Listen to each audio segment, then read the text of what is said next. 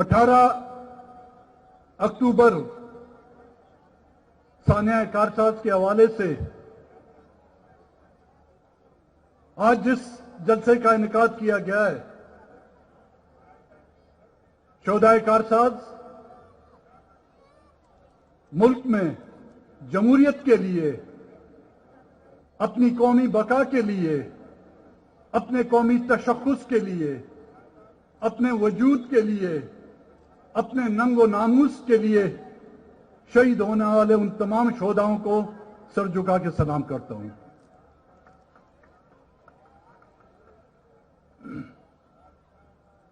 آپ تمام قائدین جو آج اسٹیج پر بیٹھے ہوئے ہیں، 25 اکتوبر کو تو میں آپ کو کوئٹہ میں ضرور خوش آمدید کہوں گا، لیکن آج آپ لوگوں کو اپنی صفوں میں، مطلب غداروں کی صفوں میں شامل ہونے پر بھی خوش آمدید کہتا ہوں۔ ہم خان صاحب محمود خان، باچا خان کے پیروکار، ہم تو 1947 سے جو ہے اس ملک کے غدار قرار دیے گئے ہیں۔ ہماری غداری کے سرٹیفکیٹ جو ہے اتنے پرانے ہو گئے ہیں، ان کو تو دیمک بھی لگ چکی ہے۔ آپ لوگوں کے نئے نئے غداری کے سرٹیفکیٹ اس دور میں جاری ہوئے ہیں، اس لیے آپ کو خوش آمدید کہوں گا۔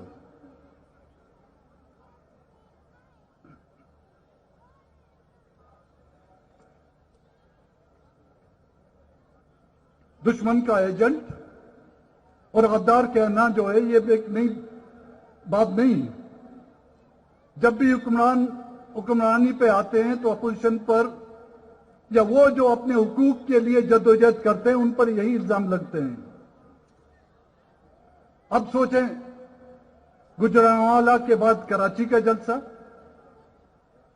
کراچی کے بعد کوئٹہ کا جلسہ، کوئٹہ کے بعد پشاور کا جلسہ، پشاور کے بعد ملتان کا جلسہ، اور ملتان کے بعد لاہور کا جلسہ جب ہوگا، اتنی کثیر تعداد میں جو عوام، ان کے قائدین جب غدار ڈکلیئر کیے جائیں گے تو اس ملک میں وفادار بچے گا کون؟ اس ملک میں وفادار بچنے والے وہ ہوں گے جنہوں نے محترمہ فاطمہ جناح کے خلاف بھی غداری کے لقبات لگائے تھے۔ اس ملک میں وفادار پاکستان کے پھر وہی رہیں گے جنہوں نے 1 یونٹ توڑنے کے خلاف، یہاں پہ جمہوری اور صوبائی قیادت کے خلاف جو ہے تحریکیں چلائی۔ یہاں پر وہی پاکستان کے وفادار رہیں گے جو ہمیشہ مارشل لا یا فوجی حکمرانوں کے بوٹوں کو جو ہے چاٹتے رہے ہیں۔ ہمیں اگر غدار کہا جاتا ہے، ہمیں پھر اپنی جو ہے وفاداری پر جو ہے یقین ہو جاتا ہے، کیونکہ ہم پہ الزام لگانے والے وہ قوتیں ہیں، وہ لوگ ہیں جنہوں نے اپنی سرزمین، اپنے خاندان، اپنے رشتہ داروں سے بھی وفا نہیں کی۔ آج چونکہ باغ جنہ میں ہم مخاطب ہیں اور میرے سیدھے ہاتھ پر بانی پاکستان کا مزار ہے، میں آج یہ سوال کرنے پہ حق بجانب ہوں گا کہ یہ سوال کروں کہ یہ پاکستان، یہ ریاست بنائی کیوں گئی تھی؟ کیا اس ملک کو بنانے کے لیے ہم چھوٹی قوموں سے یہ وعدہ نہیں کیا گیا تھا کہ آپ مکمل خود مختار رہیں گے؟ کیا اس ملک کو بنانے کے لیے یہ وعدہ نہیں کیا گیا تھا کہ یہاں پر جمہوری نظام قائم رہے گا؟ کیا اس ملک کو بنانے کے لیے یہاں پر یہ وعدے نہیں کیے گئے تھے کہ یہاں پر آئین کی پاسداری ہوگی؟ کیا اس ملک کو بنانے کے وقت یہ وعدہ نہیں کیا گیا تھا کہ یہاں پر عدلیہ آزاد ہوں گی؟ کیا یہاں پر یہ وعدہ نہیں کیا گیا تھا کہ پارلیمنٹ بالادست ہوگا؟ کیا یہاں پر یہ وعدہ نہیں کیا گیا تھا کہ میڈیا آزاد ہوگا؟ تو کہاں ہے؟ کہاں ہے جمہوریت؟ یہ ہے جمہوریت جس کے منتخب وزراء اعظم کو پھانسی دی جاتی ہے؟ یہی ہے جمہوریت جہاں پر 2 بار ایک منتخب وزراء اعظم کو جو ہے شہید کیا جاتا ہے؟ یہی ہے جمہوریت جہاں پر منتخب وزراء اعظم کو جو ہے جلا وطن کیا جاتا ہے؟ ایسی جمہوریت تو شاید ہم نے پاکستان کیا دنیا کی چڑیا گھر میں بھی نہیں دیکھی ہوگی بھائی میرے۔ کیا یہ میڈیا آزاد ہے؟ کیا یہ عدلیہ آزاد ہے؟ وہ عدلیہ اگر آزاد ہوتی تو افتخار چودھری کو جو ہے یرغمال نہیں بنایا جاتا۔ اگر عدلیہ آزاد ہوتی تو 12 مئی کا واقعہ نہیں ہوتا۔ اگر میڈیا آزاد ہوتا تو سینکڑوں کی تعداد میں صحافی شہید نہیں کیے جاتے۔ اگر میڈیا آزاد ہوتا تو جیو کے سربراہ کو جو ہے شکیل الرحمان کو جو ہے پابند سلاسل نہیں کیا جاتا۔ آزاد یہاں پر ہیں وہ لوگ ہیں جنہوں نے ہمیشہ یہاں پر جمہوریت پر قدغن مارا۔ آزاد یہاں پر وہ ہیں جنہوں نے آئین کو توڑا۔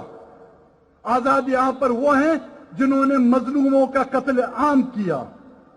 ہم نے یہاں پر کسی اپنے آپ کو ہم آزاد محسوس نہیں کرتے۔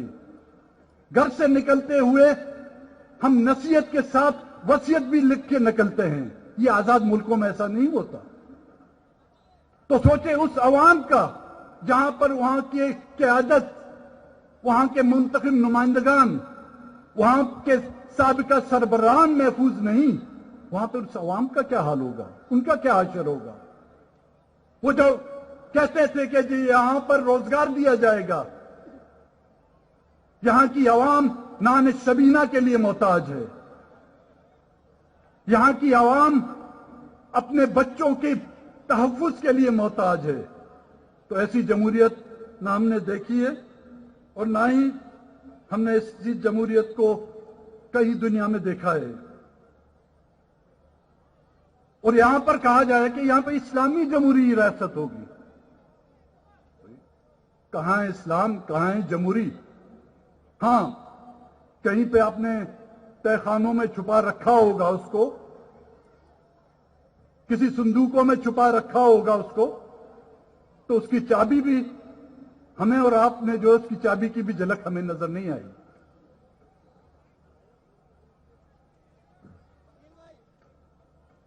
بدقسمتی یہاں پر یہ رہی ہے۔ ٹریفک سگنل آپ توڑیں تو پولیس کا سارجن جو ہے آپ کو چالان کر لیتا ہے۔ آپ سڑک پر رکھا ہوا کوئی گملہ توڑیں تو آپ کے خلاف کیس درج کیا جاتا ہے۔ یہاں پر ایک بار نہیں، کئی بار ملک کے آئین کو توڑا گیا۔ ایک چھوٹا سا پرچہ آپ نے کبھی دیکھا ہوگا کسی کے خلاف تو کٹا ہو؟ نہیں۔ غداری کے مقدمات ہم تو مشرف کے دور میں جو ہے 100 FIR تو صرف مجھ پر کٹی تھی، مجھ پہ اور میرے ساتھیوں پر۔ تو اس کا مطلب وہ جو آئین بنانے والے ہیں، جو آئین کے محافظ ہیں، جب وہ آئین کی قدر نہیں کریں گے تو پھر ہم عام شہری سے، عام لوگوں سے یہ امید اور توقع کس طرح کر سکتے ہیں کہ وہ اس آئین کی جو ہے عزت کریں گے؟ ان کے خلاف کچھ نہیں ہوتا۔ وہ آج دن تک غازی ہیں۔ ایوب خان غازی کے لقبات سے نوازا جاتا ہے، ضیاء الحق کو غازی کہا جاتا ہے، مشرف کو غازی کہا جاتا ہے، لیکن ہم نے جو اپنا خون بہایا ہے اپنی دھرتی کے لیے، اپنی مٹی کے لیے، اپنے مادر وطن کے لیے، اپنے ننگ و ناموس کے لیے، ہم جو ہے غداروں کی صفوں میں جو شامل کیے جاتے ہیں۔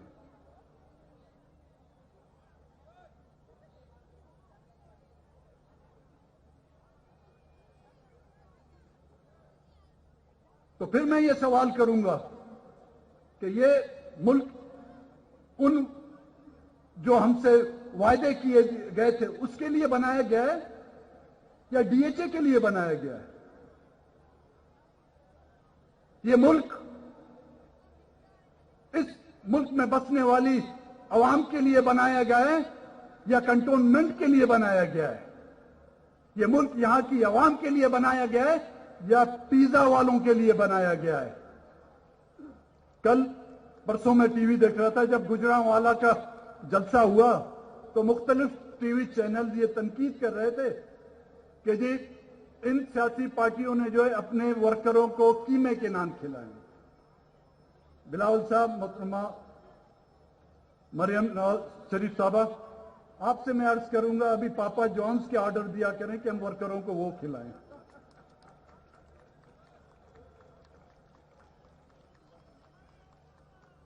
یہ وہ کارکن ہیں پاکستان کی جمہوریتوں کا علم بلند کرنے کے لیے،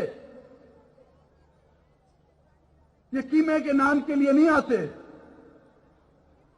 میں گواہ ہوں، ہمارے جو بھی جلسے ہوتے ہیں لوگ اپنی جیبوں سے اپنی گھریلو اشیاء بیچ کر اپنی گاڑیوں میں، موٹر سائیکلوں میں تیل ڈال کر اور جھنڈے لہراتے ہوئے جلسہ گاہ میں آتے ہیں۔ بھوکے پیٹ پر پتھر باندھ کر یہ جب آتے ہیں، ان کو محبت ہے اس سرزمین سے، اس دھرتی سے، اس کے مقابلے میں نہ قیمہ نان ہے، نہ آپ کا پاپا جان کا پیزا جو ہے اس کی مقابلے میں آ سکتا ہے۔ کیا یہ ملک ان کے لیے بنایا گیا ہے جنہوں نے آسٹریلیا میں جزیرے خریدے ہیں؟ کیا یہ ملک ان کے لیے بنایا گیا ہے جو بیرون ملک انہوں نے جو ہے پاکستان کے نام پر ڈالر کما کر پاکستان کو افغانستان کی جنگ میں دھکیل کر کسی اور کی جنگ کو جو ہے اپناتے ہوئے انہوں نے بیرون ملک اپنے بینک اکاؤنٹ جمع کرائے ہیں؟ یہ ان کے لیے بنایا گیا ہے؟ اگر یہ ملک ان کے لیے بنایا گیا ہے تو کم سے کم ہمیں اس وقت کہا جاتا، لیکن نہیں، یہ ملک بنایا گیا ہے آپ لوگوں کے لیے، یہ ملک بنایا گیا ہے ان بچوں کے لیے جن کے پیروں میں جوتیاں نہیں، یہ ملک ان ماؤں بہنوں کے لیے بنایا گیا ہے جن کے سر پر ابھی تک دوپٹے نہیں ہیں، یہ ملک ان بزرگوں کے لیے بنایا گیا ہے جن کی پگڑیاں جو ہے تار تار کیے گئی ہیں۔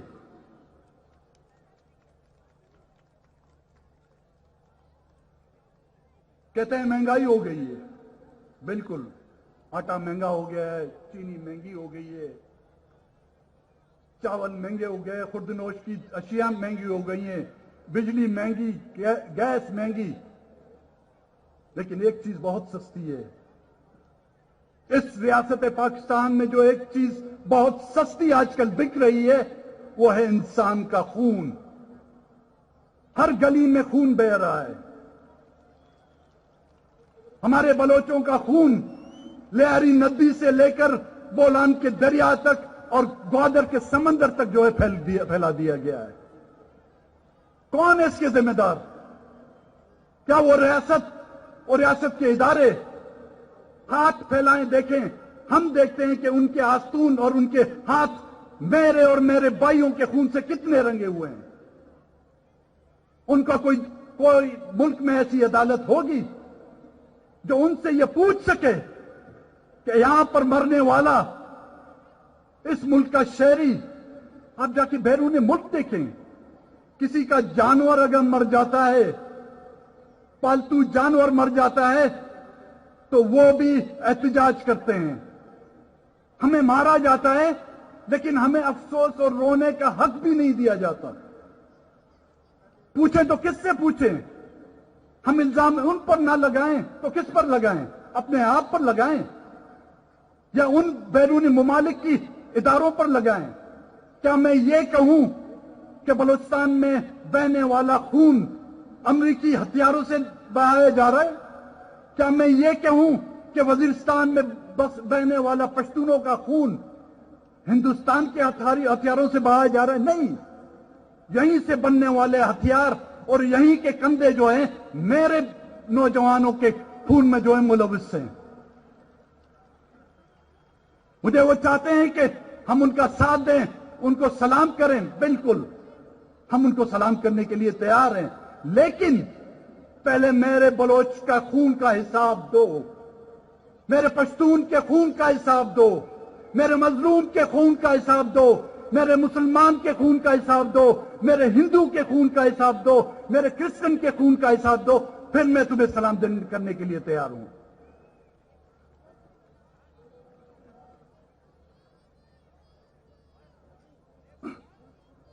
میں تھوڑی سیر کر رہا ہوں آپ کو بلوچستان کی، کیونکہ میڈیا تو آپ کو کچھ دکھاتا نہیں ہے۔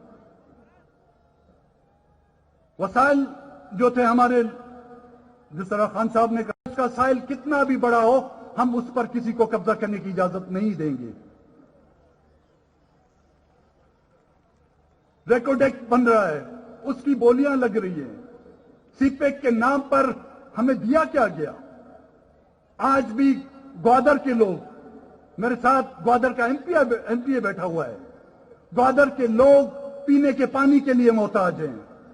وہاں کے ماہی جو اس خوش فہمی میں ان کو رکھا گیا تھا کہ گوادر کے ترقی سے جو ہے ان کے گھروں میں جو 4 چاند لگا دیے جائیں گے، آج وہ ماہی گیر بے روزگاری کے عالم میں ایک وقت کی روٹی کے لیے محتاج ہے۔ جب بھی وہ سمندر جانا چاہتا ہے تو وہاں سے میجر صاحب کی پرچی ہو اس کے پاس، پھر وہ سمندر میں شکار کے لیے جا سکتا ہے۔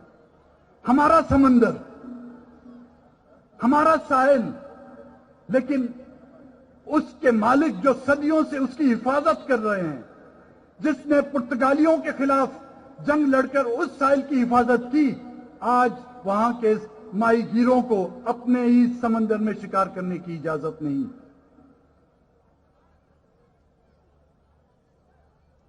86 استحصال کے ساتھ ساتھ معاشی استحصال، اور اب کئی عرصے سے جو ہے ہماری نسل کشی شروع ہو رہی ہے، ہو گئی ہے۔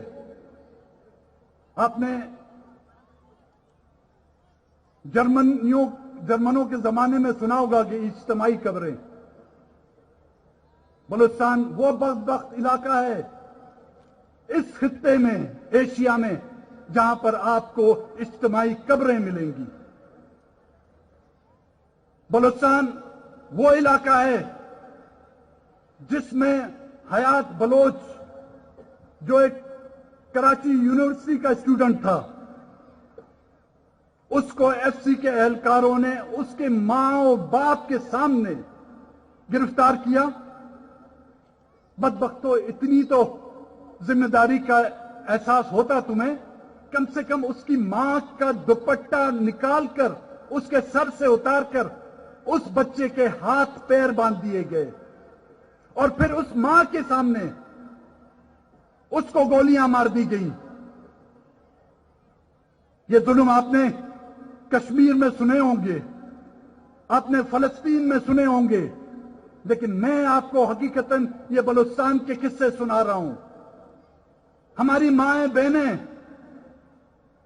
جب ان کو پتا چلتا ہے کہ کوئٹے کے اسپتال میں ایک مسخ شدہ لاش لائی گئی ہے،